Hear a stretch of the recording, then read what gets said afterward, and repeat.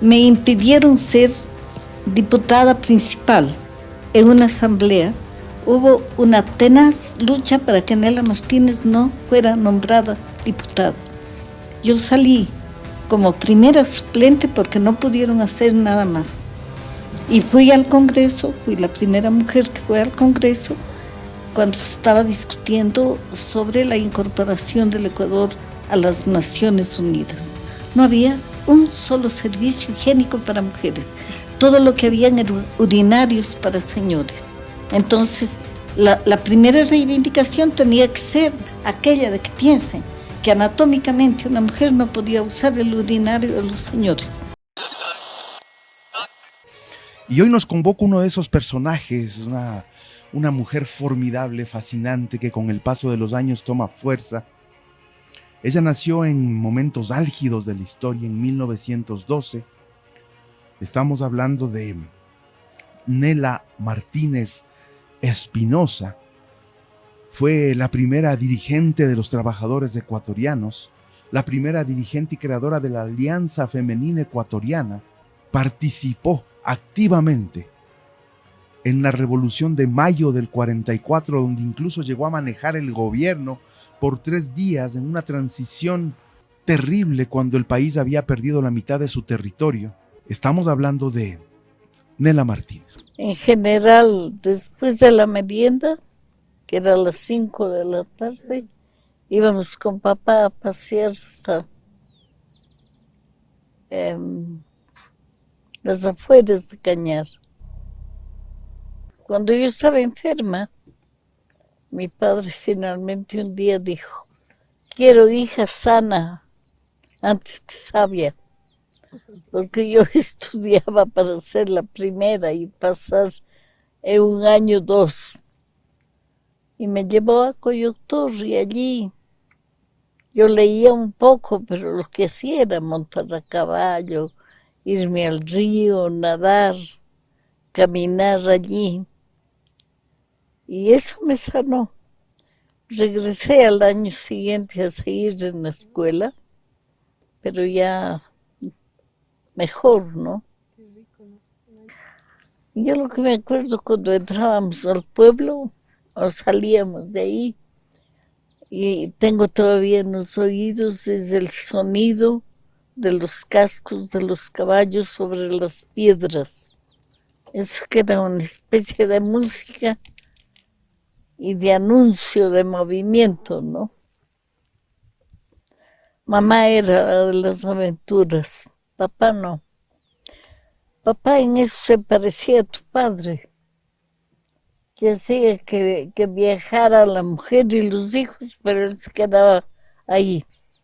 Ya había aventurado mucho y ahí se quedaba. Viene de un padre eminentemente conservador y de una madre un poco más dedicada a su hogar.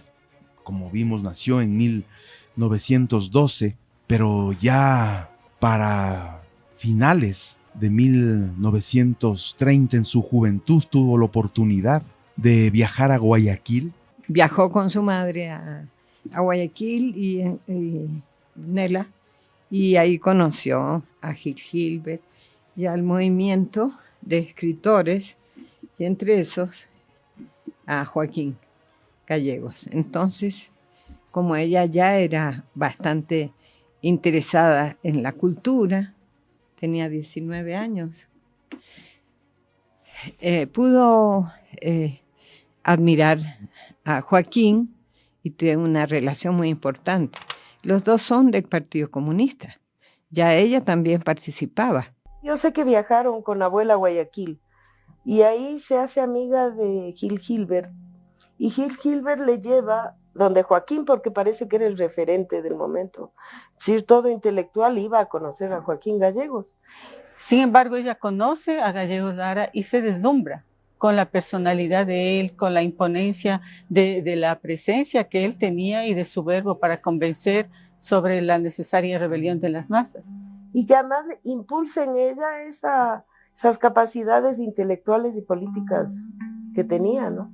Cuando regresa ya a Cañar empieza una relación epistolar muy larga, muy larga. que es en el fondo un diálogo entre sierra y costa, ¿no? En donde ambos empiezan a descubrirse esos personajes de los que no se hablaba, del Montubio, el negro. Algo maravilloso desde esa lectura de las cartas es que queda muy claro que lo personal es político, ¿no? Cómo se construyó esa historia de amor con Joaquín Gallegos, aparte del enamoramiento que pueden tener dos jóvenes, había toda una construcción y un bagaje ideológico de la igualdad, de que los hombres y las mujeres tenían que aproximarse al amor desde la igualdad.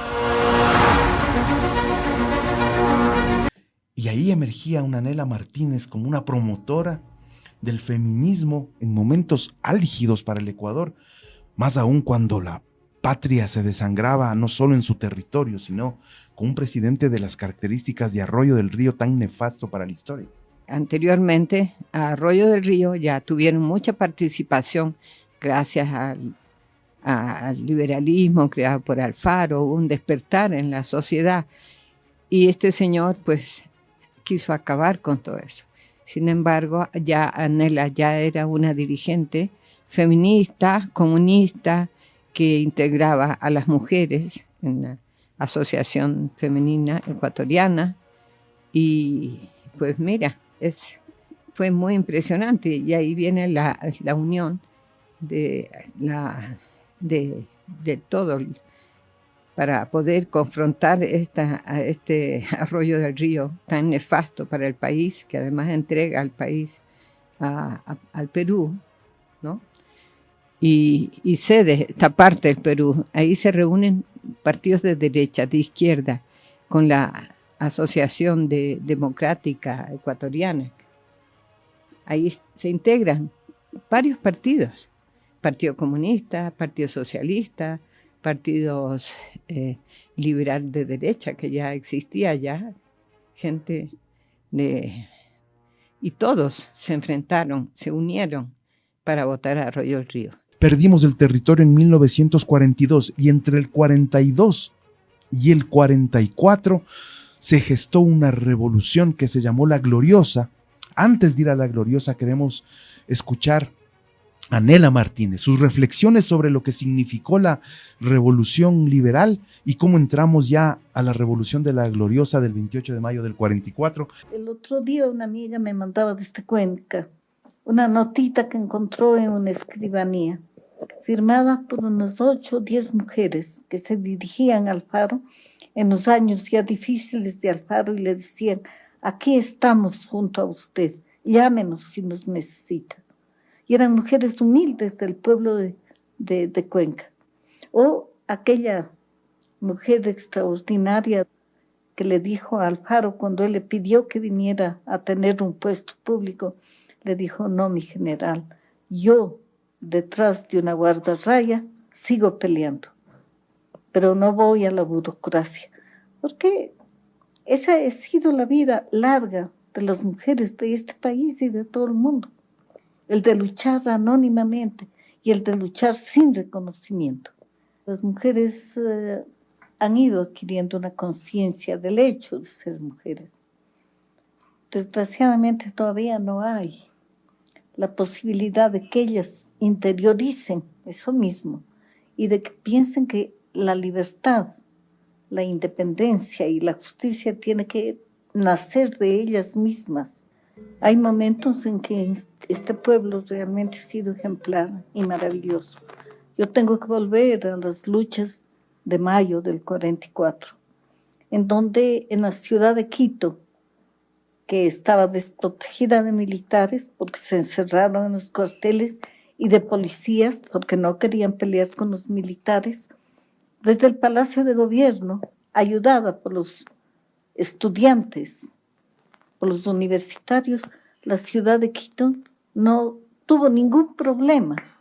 Fue la expresión más clara de una lucha política, sin que haya, es decir, demostrando que sobraban policías para mantener el orden y la tranquilidad. Nela ya era una dirigente importante, pues está el Arroyo del Río, ya sale, ¿no? Lo sacan y queda libre el gobierno. Entonces ella sube y asume y se sienta en el sillón del presidente y empieza ella, claro, con el apoyo de todo el mundo, a tomar decisiones importantes. En esos 3 días me cuentan que los militares les entregan a ella las armas, la reconocen y ella lo primero que hace es liberar a los presos que ya existían y que eran, muchos eran ciudadanos, algunos extranjeros y otros ecuatorianos que participaron en el contra el fascismo que se estaba implantando. El problema es que por ser mujer, su liderazgo se vio opacado. Y cuando ella ya quiso enfrentar desde la formalidad de la constituyente, de la constitución, su diputación fue torpedeada por ser mujer. Y el movimiento sigue, pues ella es una luchadora incansable, importantísima, con frases y además feminista, muy consciente del papel de la mujer en la sociedad y cómo ha sido desplazada y no comprendida. Entonces, lo más bonito es leer lo que ella misma decía. Por ejemplo, la ideología socialista, solo encauzando en su movimiento a la mujer, puede encontrar triunfo completo en su idiosincrasia. ¿Quiénes son los primeros en lanzar un anatema contra la mujer nueva? En criticarla, calumniarla y poner barreras imposibles a su gesto redentor, los hombres. Que a mí personalmente me impidieron ser diputada principal en una asamblea.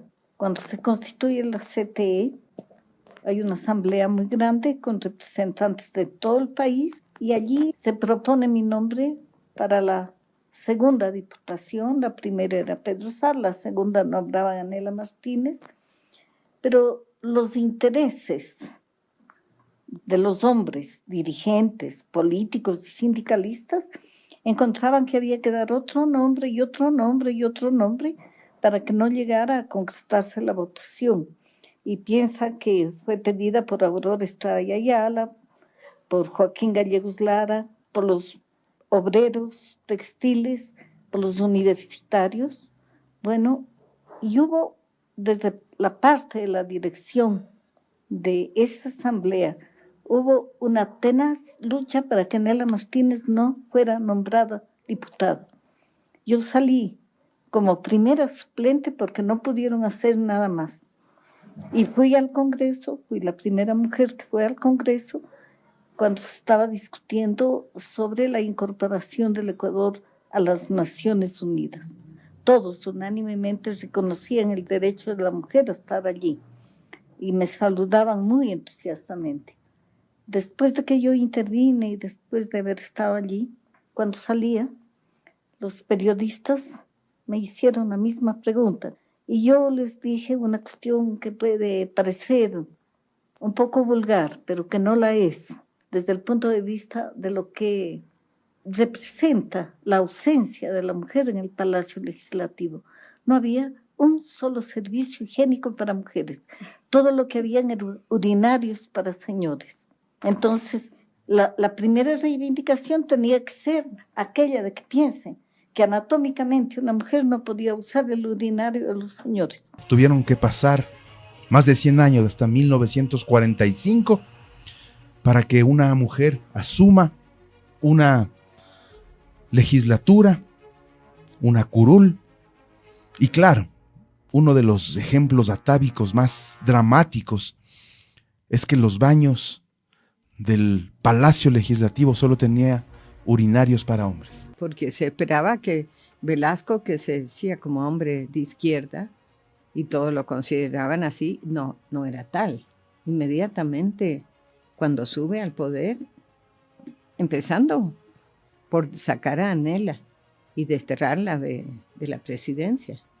O sea, sin un reconocimiento mayor ni nada. No, inmediatamente. Él ya venía preparado para unirse a la derecha. Gracias al archivo Martínez de Meriguet hemos digitalizado este documento fílmico que lo vamos a ver y lo vamos a seguir comentando con Pilar Bustos. Ella es la retratista de Nela Martínez, amiga, biógrafa, y con quien estamos comentando sobre este proceso de una mujer que sí luchó por un feminismo verdadero hoy 25 de noviembre, que se conmemora el Día de la Erradicación de la Violencia contra la Mujer. Y precisamente abordando el tema de una mujer formidable que luchó contra esa violencia desde los anacronismos del siglo pasado, de un país que esperó más de 100 años para tener una mujer diputada, y para vencer también los anacronismos de hoy,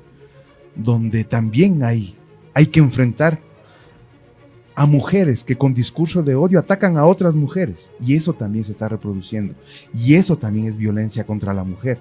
Por primera vez en trance de mi amor a esta patria, que aún continúa en lucha consigo misma, pero ya entonces rescatada de una dictadura que aumentaba la opresión. Quienes veían en la revolución que reclamábamos el mayor peligro y nos negaban el derecho a hacerla y a vivirla, sencillamente se conmovieron. Una mujer en el Congreso, entre los que hablaban y no simplemente entre las que oían. La norma colonial heredada en la práctica del pensar y del hacer ha regido, palabra que viene de reinar, de rey, el supremo, el que manda, durante la colonia destructora de la otra cultura, la del indio, hasta el punto de constituirse en carácter, en forma de vida de quienes luego fueron republicanos. Mi presencia era extraña en el Congreso Nacional y al saludarla, los dirigentes políticos reconocían por primera vez la ciudadanía de la mujer también en la altura del poder. Lugar de organización republicana y de las leyes que le rigen, el Congreso ha sido tribuna de denuncias, exposición de anhelos partidistas y a veces personales, foro de contradicción de bandos más que de clases. Sin embargo, cuando no funciona, se vuelve más huérfana la República. Me llamó la atención su cercanía con el movimiento indígena, su cercanía con las luchas de las mujeres indígenas desde el Tambo, desde el Cañar, y después su lucha cercana con Dolores Cacuango. No pudo acceder Dolores Cacuango a una diputación por su analfabetismo, pero también era el reflejo de los atavismos históricos que hasta ahora persisten. Un movimiento indígena marginado, un movimiento indígena relegado, y al que se acercó con mucha fuerza Nela Martínez. Ella hizo de su lucha también la lucha de Dolores Cacuango, perdón. Claro, por supuesto. Con Dolores. Dolores era analfabeta al principio. Ella fue como una ayudante de Dolores. Se acercó para ayudarla porque ella creó el Frente Indígena, ¿no? La FEI. La FEI. Entonces, ahí la conoce y se acerca para ayudarla y ayudarla a organizar su misma directiva. Y pues son muy queridas, se ayudan mucho después con Nela y se crean las escuelas bilingües allá en Cayambe, de donde era Dolores. Una dirigente indígena a un nivel muy impresionante. Nela la quería mucho y ella llegó a Europa, a los congresos por la paz. Llegó con Nela, llegó a Europa. Ellos rechazaban la utilización de la bomba atómica como forma de terminar los conflictos, claro, que ocurrió en esas épocas. Claro. Ahora bien, esto también despertó un sentimiento antiimperialista de Nela, conjuntamente con Dolores Cacuango. un sentimiento anticolonialista, neocolonialista. Cuando los pueblos toman conciencia de que son oprimidos, cuando el ser humano toma conciencia de que el primer derecho que tiene es el derecho a la vida, el derecho a no morir de hambre, el derecho a dar de comer a sus hijos y a educar a sus hijos, cuando comienza a tomar conciencia de ese derecho fundamental y elemental, decía, entonces entra en contradicción con los regímenes internos y con el imperialismo norteamericano, con el gran capital monopolista que viene del exterior y que es fundamentalmente norteamericano. La tierra del luchador y presidente Eloy Alfaro es hoy norteamericana. Manta, base de barcos e implementos de guerra y en préstamo para la nueva arremetida yanqui. También Esmeraldas y toda su bahía y posiblemente Galápagos. Nosotros, los sobrevivientes, aprendimos, yo en una escuela de monjas, a amar las hazañas de Bolívar y sus ejércitos de patriotas. ¿Cómo saldremos de esta colonización? ¿Cómo justificarnos ante nuestra cobardía? ¿Con qué derecho izamos la bandera de los libres? La gloria tiene su precio y la traición también. Bueno, ella tenía un sentimiento antiimperialista porque es parte de su cultura. Ella conoció, siendo muy joven, las obras de Mariátegui, ¿sí? Desde cuando estaba hasta interna en las monjas. Entonces ya tenía un pensamiento socialista muy importante. Por todo lo que estamos diciendo, socialista en el sentido que la sociedad tiene que cambiar, porque el capitalismo es destructor, absolutamente. Es la avaricia, el desarrollo en este caso de Estados Unidos, el que se apropia de los territorios, es que bombardea, lanza la bomba atómica. Ya termina la guerra, explora. Entonces ella tiene una conciencia muy importante políticamente. Cuando ha bajado la marea política, cuando la gente cree que se ha acabado la historia, es cuando hay que recomenzarla, porque uno no puede quedarse quieto y tranquilo. Cuando tú ves el nivel de muerte de los niños del Ecuador, cuando ves el tanto por ciento, llegan al 60% de desnutridos.